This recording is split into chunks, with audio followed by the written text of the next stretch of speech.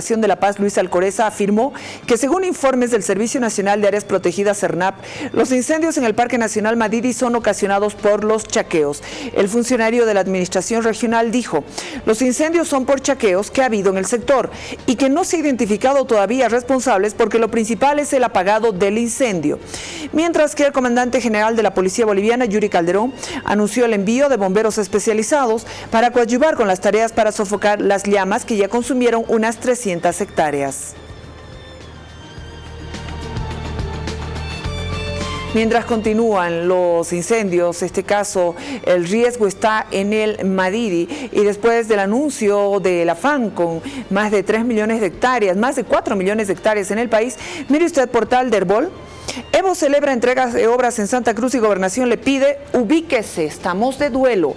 A pocos días de cumplirse la efeméride del 24 de septiembre, el presidente Evo Morales celebra actos de entrega de obras con demostración de bailes, discursos en el departamento más afectado por los incendios forestales de los últimos años, Santa Cruz. En razón de ello, la Gobernación le pidió que se ubique porque los cruceños están de duelo. Textual le dijo el secretario general de la Gobernación de Santa Cruz, Rolly Aguilera, presidente, ubíquese, estamos de duelo. El gobierno no se ubica, dice, Santa Cruz está de duelo, la chiquitanía arde y vienen a hacer proselitismo en suelo cruceño, entrega de obras, fiesta, música, cuando estamos combatiendo los incendios, arriesgando las vidas. También cuestionó la flora y fauna, se está ardiendo y el gobierno continúa un proselitismo electoral totalmente fuera de contexto y de realidad. Fustigó al presidente porque, dice, viene en su avión, se va en su helicóptero y aquí no tenemos las herramientas para combatir el fuego.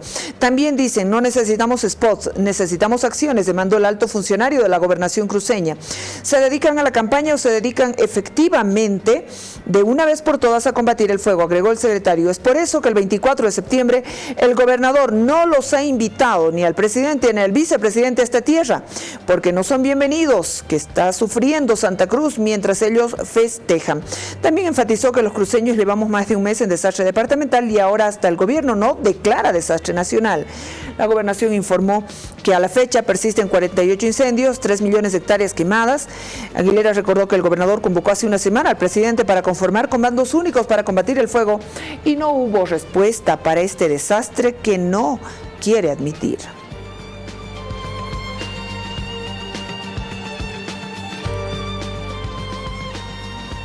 Precisamente sobre este tema vamos a conversar el día de hoy. Agradezco la presencia de Adalit Contreras, académico boliviano, radicado en Quito, especialista en estrategias de comunicación.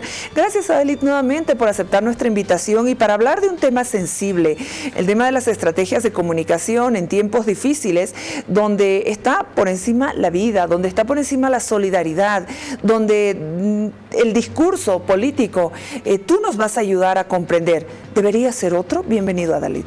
Gracias, Jimena. Gracias por la invitación.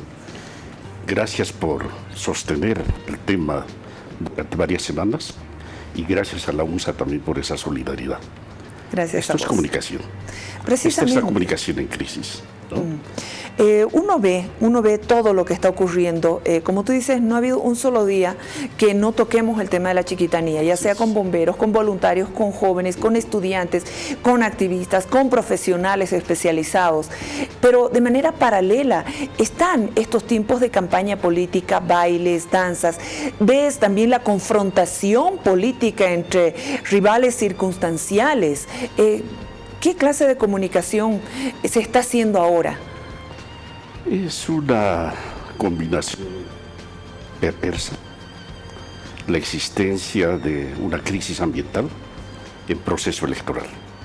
Definitivamente son dos caminos distintos que no se van a entender nunca. Y si queremos hablar de una estrategia de comunicación adecuada, una de ellas tiene que ponerse en pausa. Ojalá la pausa fuera el incendio de la chiquitanía. Claro. Y volvamos a un proceso electoral.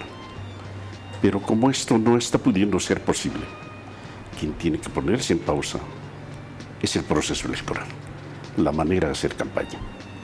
Hay metodologías establecidas, ya legitimadas, Jimena. Una de ellas es de las estrategias de comunicación en situación de crisis. Y este es el fenómeno que estamos viviendo en el país. Es una crisis, es una catástrofe, es un desastre el que se está viviendo en la chiquitanía. Y en ese marco debemos pensar los procesos comunicacionales. Tiene varias características, voy a explicar algunas de ellas. Sí.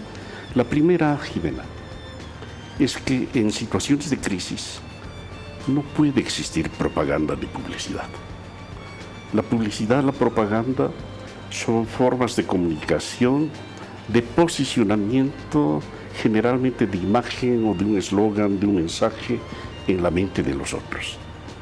Es un tipo de comunicación vertical, es agresiva y en muchos sentidos se hace banal. Se banaliza un problema. Vemos el inicio de la presencia estatal en la solución del problema de la Chiquitanía, un tema tan importante, porque en verdad es importante la presencia del presidente en la zona de los incendios, tomando medidas como tiene que tomarlas. O sea, es una obligación del gobierno regional y nacional tomar medidas en este tipo de situaciones e invertir. Pero ¿cómo banalizaron la presencia del presidente a raíz de un spot donde él con un chisguete trataba de apagar el fuego? O sea, los memes que circularon distorsionaron, banalizaron ese hecho que, manejado correctamente, podía haber tenido otro sentido. Ese es el riesgo del uso de la publicidad y de la propaganda en este tipo de situaciones.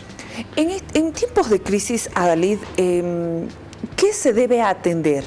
La demanda ciudadana, yo sé que hay un momento de crisis, hay una situación de urgencia, se atiende la urgencia, la emergencia, sí, pero hay el soberano.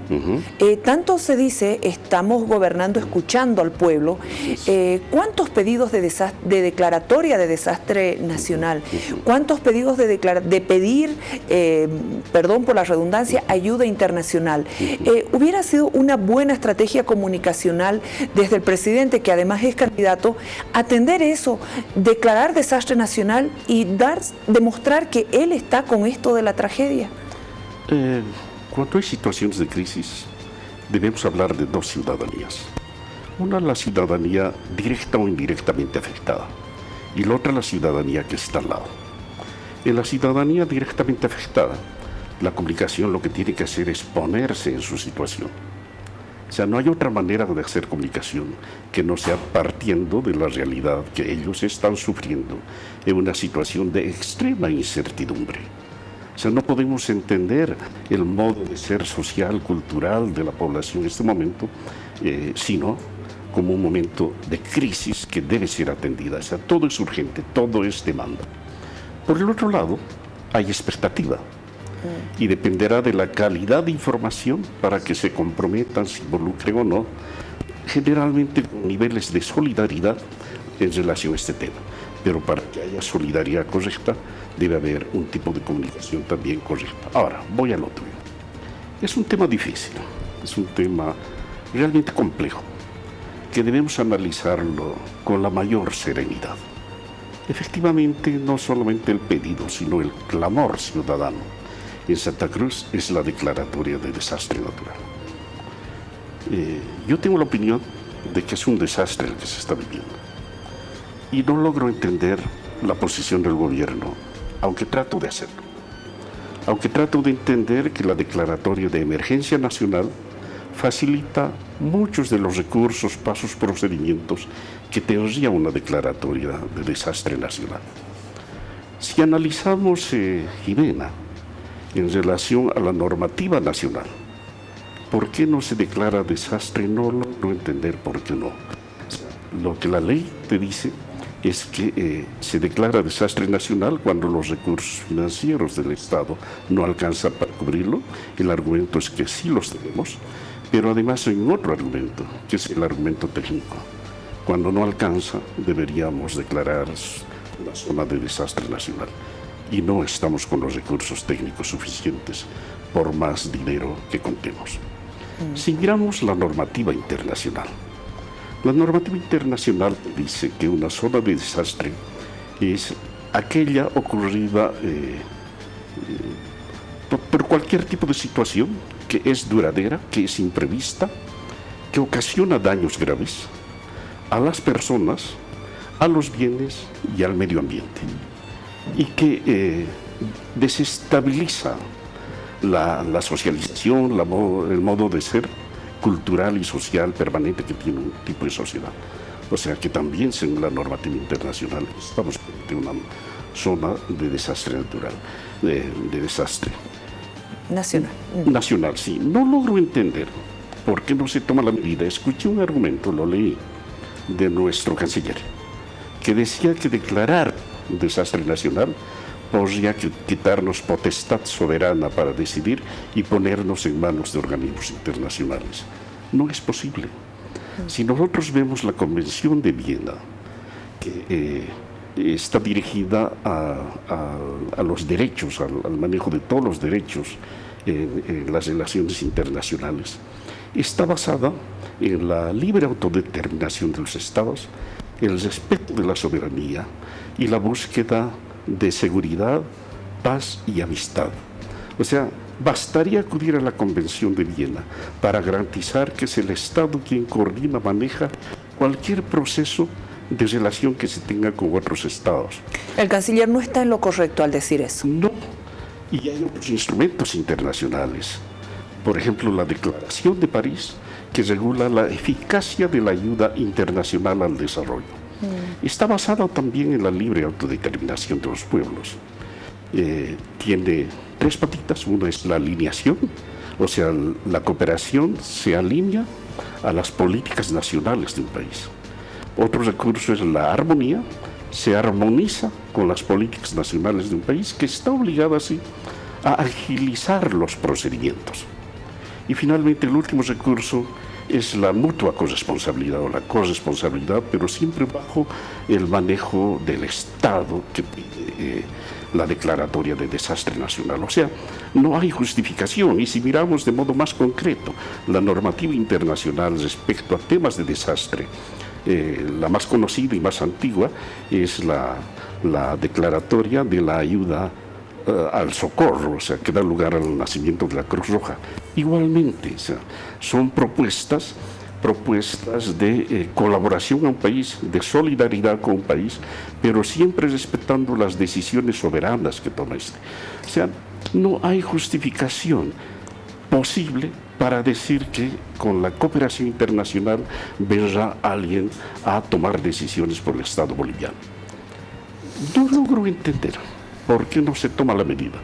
Indudablemente, si el gobierno tomara la medida de desastre, el proceso electoral generaría menos contradicciones y menos resistencia con lo que está haciendo.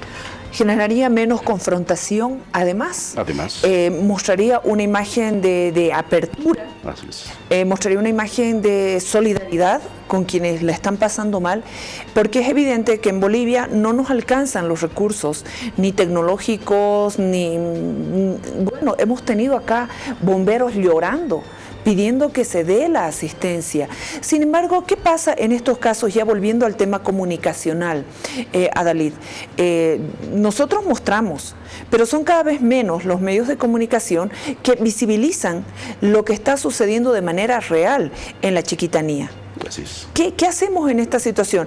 Hay como que una cantidad inmensa de propaganda gubernamental o publicidad gubernamental, que al final, ¿cuál es el objetivo?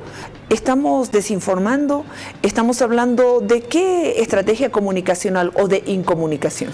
Estamos hablando de incomunicación, por lo menos en situaciones de crisis. Las metodologías, las concepciones de comunicación en situación de crisis son clarísimas. La primera regla, cero publicidad y cero propaganda. Y puedes hacer todo lo que queda de comunicación, que es un mundo amplísimo, donde una de las prioridades es la información. Hay que informar. ¿Informar cómo? Primero con algunos principios. El primer principio es decir siempre la verdad. Siempre la verdad. Y no podemos dejar de lado ese principio.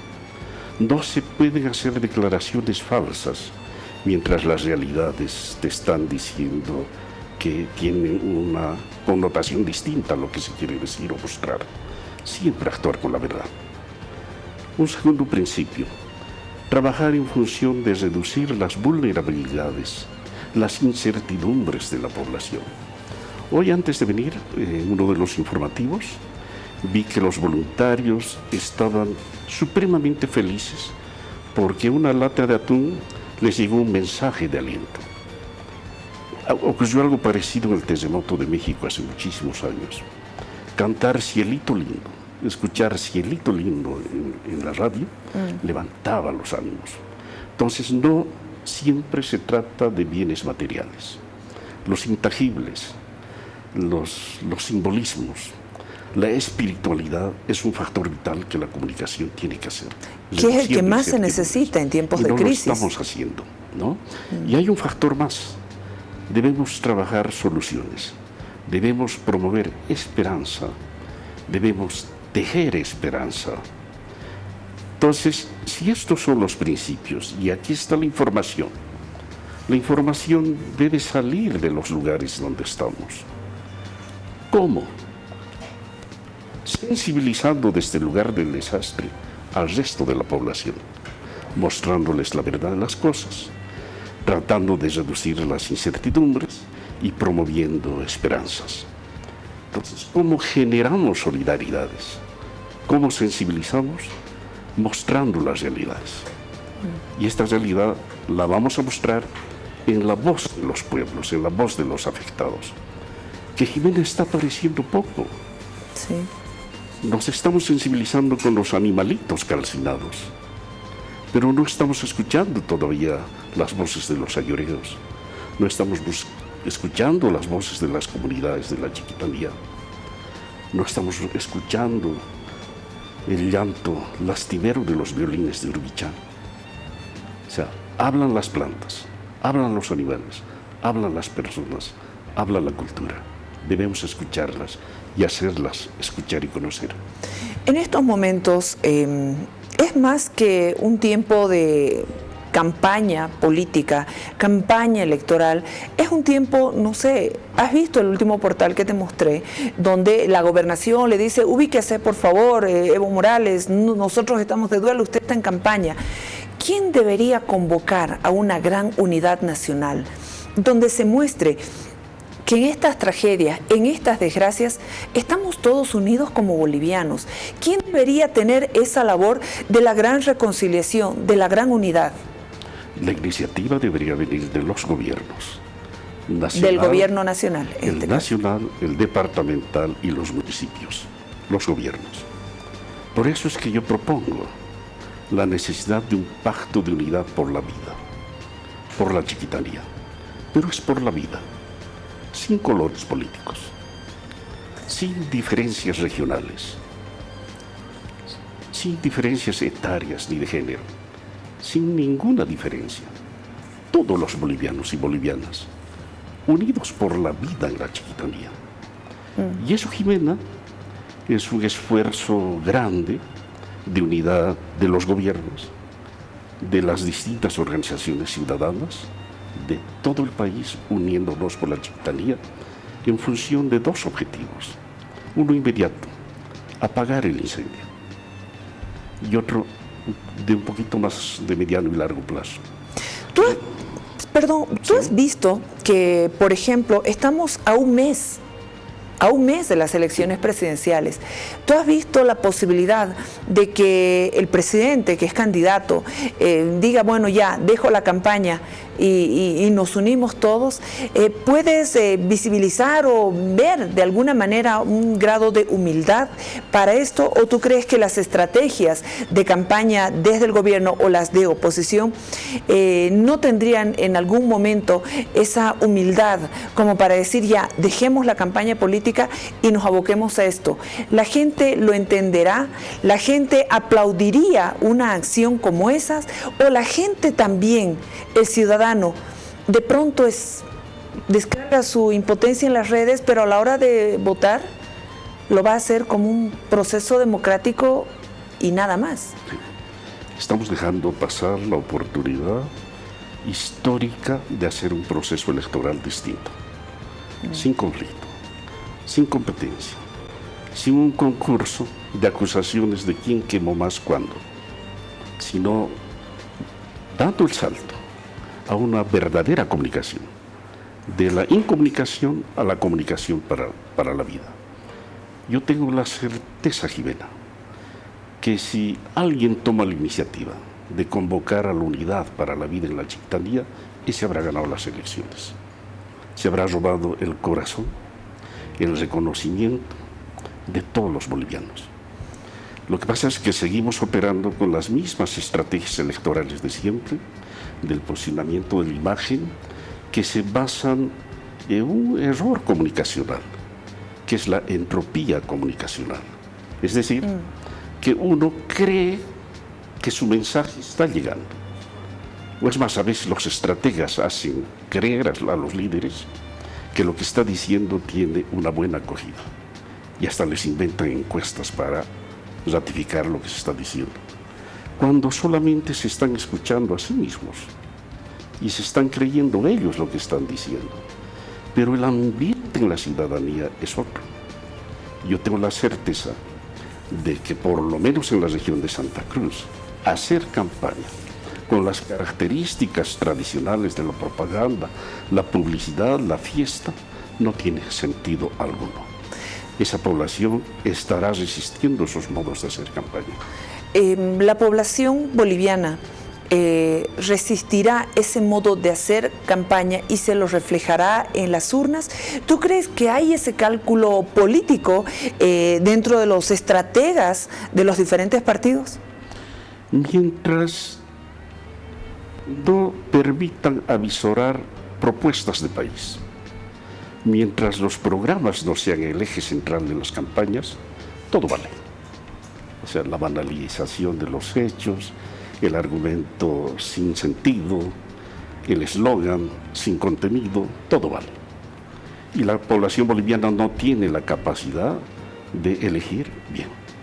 Por eso es importante que en Bolivia demos el salto al conocimiento de lo que las distintas organizaciones políticas le están proponiendo al país como propuestas hacia adelante. Un error político de los estrategas puede ser también subestimar la inteligencia del pueblo, subestimar el sentimiento de un pueblo. Ese es siempre un error. Y es uno de los errores que tiene el difusionismo. O sea, el hacer la comunicación solamente desde el lado del emisor y concentrar la fuerza en lo que se dice que el mensaje. Y creer que los que están al otro lado, bueno, son masas. Cuando América Latina ha avanzado mucho ya en la conceptualización de la comunicación de otra manera y en el reconocimiento de las ciudadanías y de sujetos históricos con capacidad de pensar, de decidir al otro lado. O sea, es la teoría de las mediaciones. En realidad, los que están al otro lado son tan activos como quien emite y discierne, o sea, reconstruye lo que recibe, lo resignifica y le da su verdadero sentido. La población boliviana está altamente politizada. No somos un núcleo de gilipollas como para tragarnos unos eslóganes. Es gente que está necesitando debate, es gente que está necesitando propuesta. Pocos países como Bolivia tienen una población tan organizada en distintos grupos y cada organización es un espacio de fuerte debate político. En ese contexto debemos hacer política y nuestros políticos lo saben, lo saben. Los grandes cambios en el país, Jimena, se han dado de esa manera, o sea, con movilizaciones importantes por causas a veces inmediatas y a veces estructurales. Esto mismo tenemos que hacer ahora. Una causa importante en este momento es esta causa del pacto de unidad por la vida y por la Chiquitanía. Adalid, tú has dicho, el candidato que convoque a un pacto por la unidad y por la Chiquitanía, de seguro tendrá una respuesta más que positiva en las elecciones. En caso de que no se dé el pacto por la unidad, aquello que está pidiendo el pueblo boliviano, ¿se puede dar como una autoconvocatoria un pacto por la unidad? Es posible que sí, puede ser un movimiento estrictamente ciudadano. Que tenga castigo para alguien. ¿Se da en estos casos? Puede darse. La historia boliviana nos ha mostrado movilizaciones importantísimas desde la ciudadanía que han provocado cambios estructurales en el país. Es una de las posibilidades, pero no es la ideal. En situaciones de crisis tiene que haber un pacto nacional entre todos, empresarios, izquierda, derecha, todo el mundo. todo el mundo en función de un solo objetivo. En este momento se ha abandonado incluso poder escuchar propuestas. Se ha abandonado poder entender, comprender, escuchar todos los planes de gobierno de los diferentes candidatos.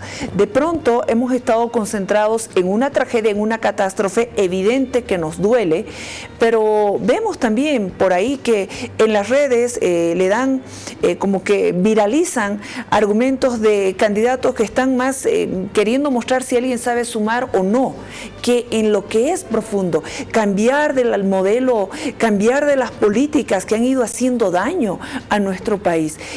Ese también en estrategia comunicacional es un punto en contra para los diferentes candidatos. No es común, Jimena, lo que pasa es que en una época de la comunicación política, donde la política pasó de las calles al set de televisión, la política ganó el dinamismo del set de televisión, es decir, se aligeró, se hizo banal. O sea, el candidato tuvo que aprender a bailar para llamar la atención de la gente. Y esto quedó como herencia, y lo que era la política en las calles, la del debate, la del interés por los programas, se fue menguando un poquito.